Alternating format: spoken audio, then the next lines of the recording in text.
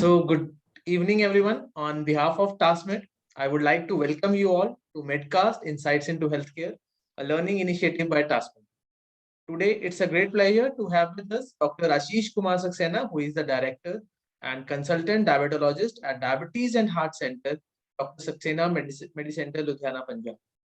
He has been the principal investigator in many phase 3 clinical trials in diabetes and heart diseases, and he has an extensive experience of more than 10 national and international multi-center clinical trials. We welcome you, sir.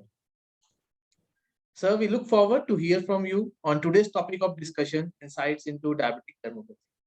Over to you, Dr.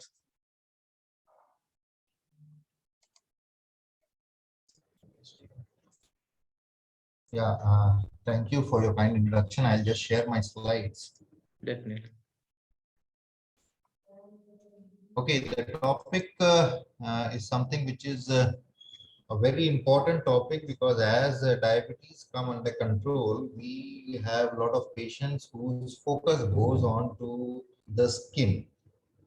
And believe me, if you look to the skin of a diabetic patient, especially the skin of the legs, if you look to the shin of the legs, you can identify which patient has got diabetes and which patient is having diabetic neuropathy or diabetic dermopathy. And there is a link because these type of patients who have got dermatological manifestations, they definitely have a microvascular disease which can be visible. So even if the patient is not able to get a fundus examination, or if the patient is not going to be able to get a renal function test, at least from the skin we'll be able to understand, and accordingly we can modify our treatment. So the topic which we choose today is the manifestations in a diabetic patients, the dermatological manifestations, what all we have to see and what all we can see. It's an extensive topic, so maybe we can be revisiting again and again with different types of lesions. Here I'll give a brief review of the other types of lesions, and then we'll discuss on one particular lesion because it's a very big topic and very interesting. I'll try to keep it interesting, and I'll try to be brief so that we can have some question answer sessions in the lesion. So looking to the manifestations in a diabetic patients, around 30 to 70% of our Indian population is diabetic, whether it is rural or urban. And these dermatological manifestations usually precede clinical diabetes. Similar prevalence both for type 1 and type 2. Cutaneous infections are more seen in type 2, whereas autoimmune related lesions are seen in type 1. And a good metabolic control helps cure some of these problems. Looking to the broad classification, skin lesions are strongly associated with diabetes. They have infectious etiology, lesions secondary to complications of diabetes, and lesions related to the treatment of diabetes. So there are four types of skin lesions: some associated, some infective, some with the secondary complications of diabetes, and those which are related to the treatment of diabetes. The common and rare skin disorders which we see is like the first most common is diabetic dermopathy. Then we look to necrobiosis, lipoidica. Then we have diabetic bullae, acanthosis nigricans, which is very common, which is an indicator of a patient in pre-diabetes, scleroderma vitiligo, disseminated granuloma annulare, diabetic patients presenting with pruritus, lichen planus, thick yellow skin, eruptive xanthomas, and diabetic rubeosis. So this is the classical lesions which we see in a patient of diabetic dermopathy. I want my dear audience to please concentrate because these type of lesions are very commonly seen in our patients. And in my course of time, I'll be able to give a better insight in dermopathy for the talk today. Now, this is the type of lesions which we see in necrobius lipoidica. This is the lesions of lichen planus. This turns out to be a diabetic bullae. Rubeosis is this type of a lesion which we see in our patients. This is eruptive xanthomas, which come a lot of very common, and acanthosis nigricans at the neck or in the arms, which is an indicator of pre-diabetes, is also very common. Among all the cutaneous complications in diabetes, the diabetic dermopathy is the most ignored complication, affecting almost 33% of our diabetic population, which we are catering to. Now, what exactly it is? See, my father always says, what the mind doesn't know, the eye doesn't see. So for the mind to know and the eye to see, we need to be in touch with the regular updates and CMEs and talks and lectures and literatures. So let us concentrate on diabetic dermopathy today. Now, if you have these type of shin spots, which are multiple, oval, macula over the shin, the thighs and the forearms, and hyperpigmentation, and there is atrophy. If you see, there is a loss of skin over here, the loss of hair over here, wherever these dermopathic signs are there. This is more common in older patients, men especially, and if you have more than 4 lesions in one particular area, then you can say that this is diabetic dermopathy, and this is a marker of microvascular disease with high correlation to diabetic retinopathy. Imagine, see, you are seeing the skin of the patient and you can tell the patient is suffering from diabetic retinopathy.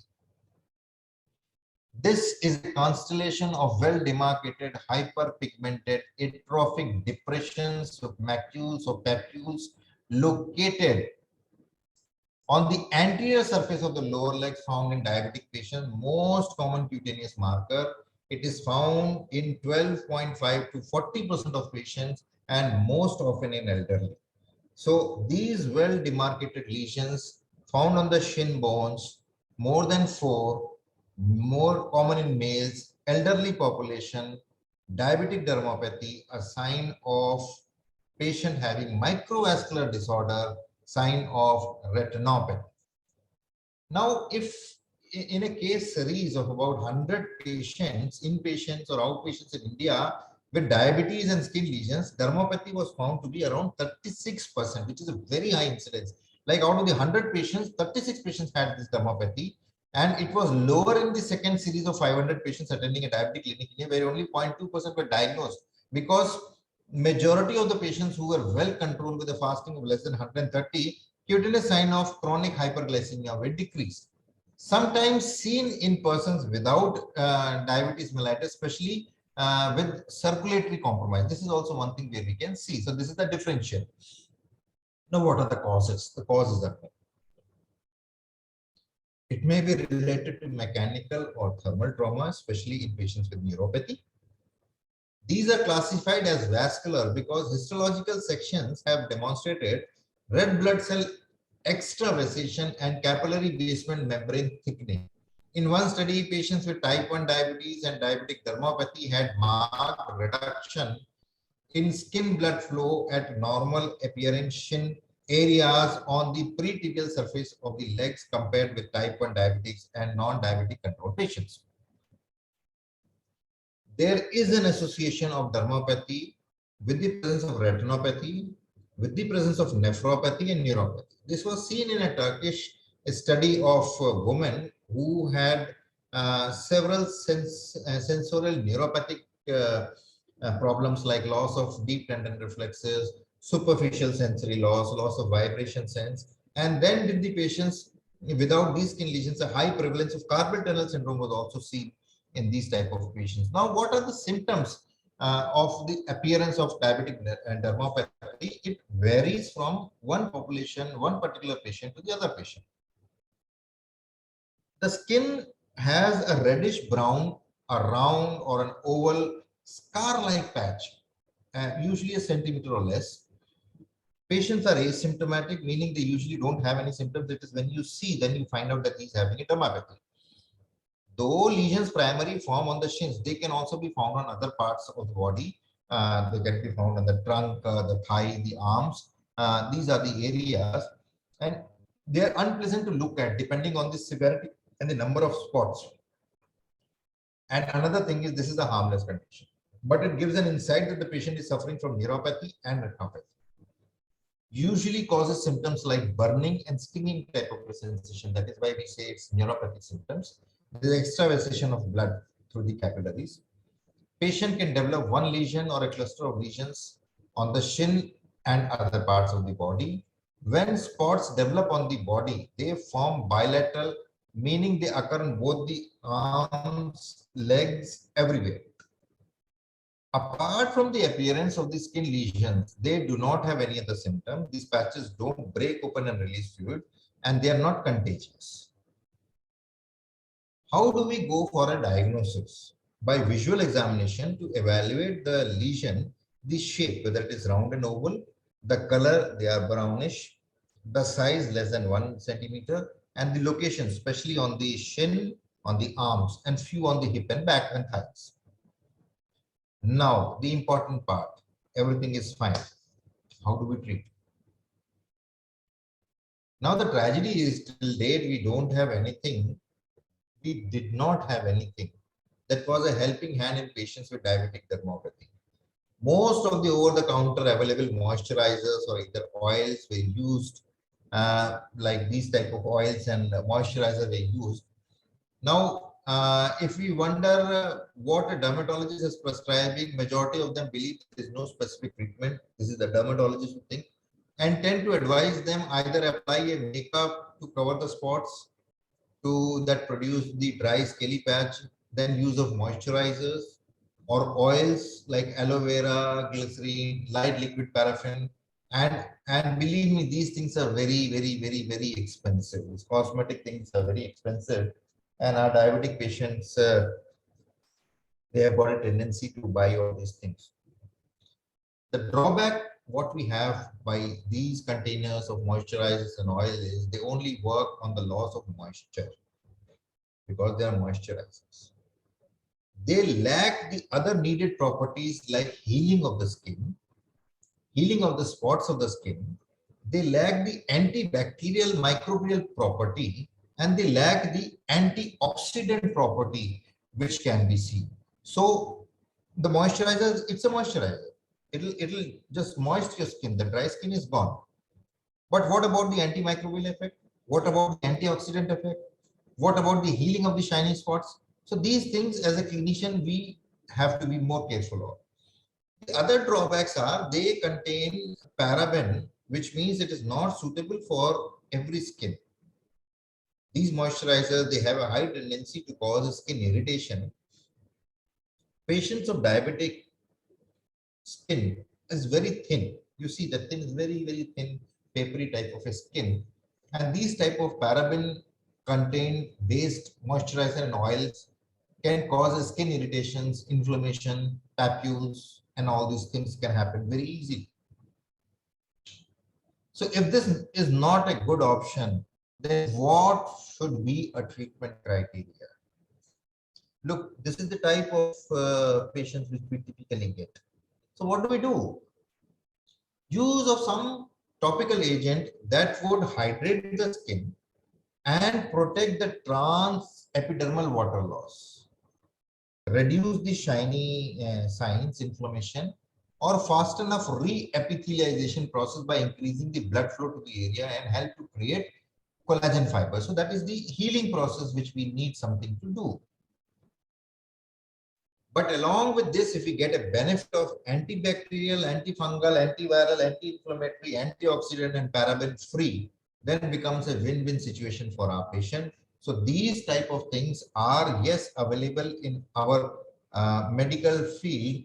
So if we get all these properties that can hydrate the skin, create a better skin barrier, prevents the itchiness of the patient, patient is relaxed, facilitating healing, and prevents microbial infection, we will be able to manage diabetic dermopathy.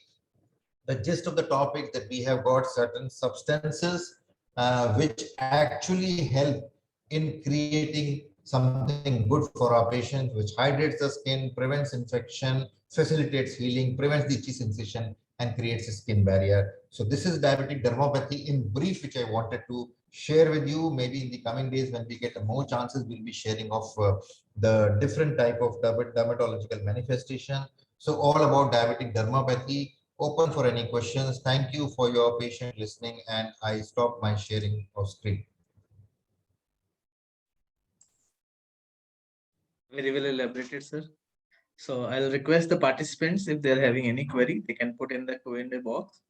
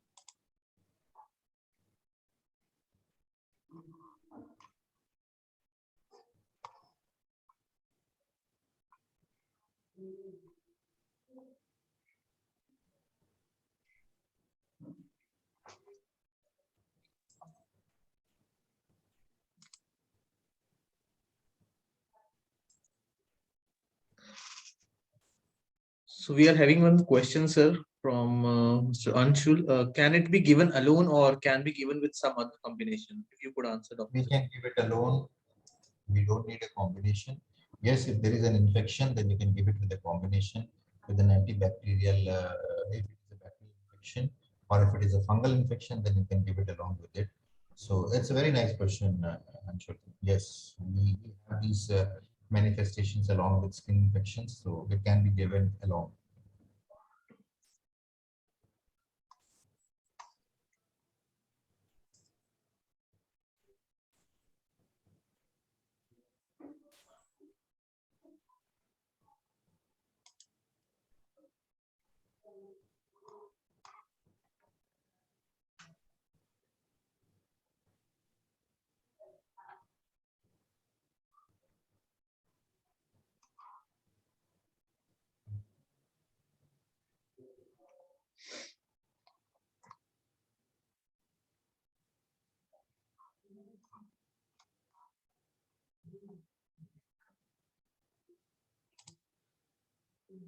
Another question is there, sir, from Mr. Neeraj. In how many days we can see the results in patients?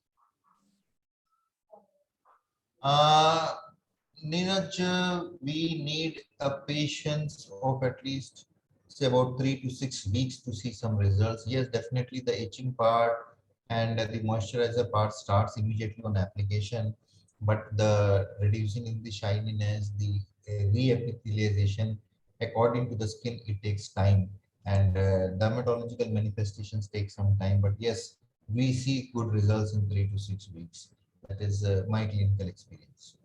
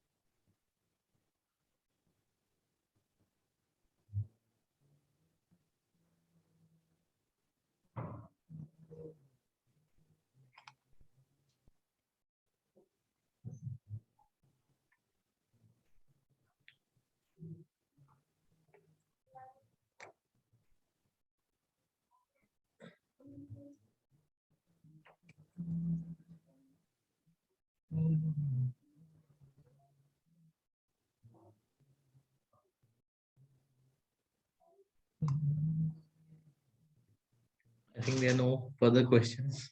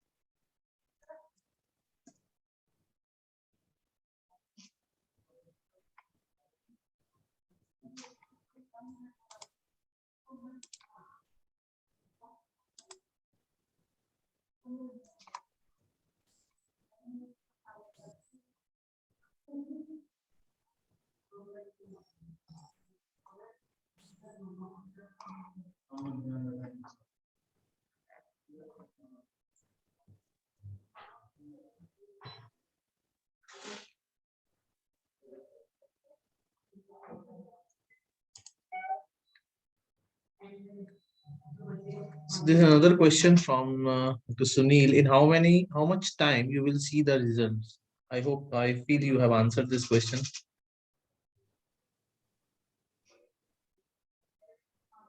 I'll repeat it. Basically, it will take at least 3 to 6 weeks to see the results.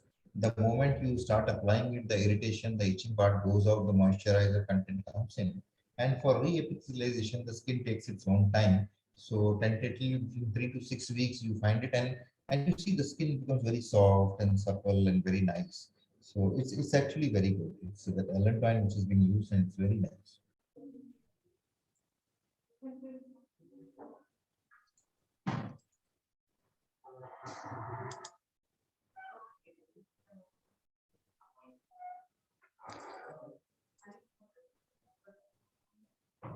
So I think, sir, if you allow me, we can conclude the session. Yeah, we can definitely. So thank you, Dr. Saxena, for joining with us today. It was really an insightful discussion for us as well as for the listeners. So I would also like to thank all the doctors for being with us and for their active participation during the session. Thank you and have a great day, sir. Thank you.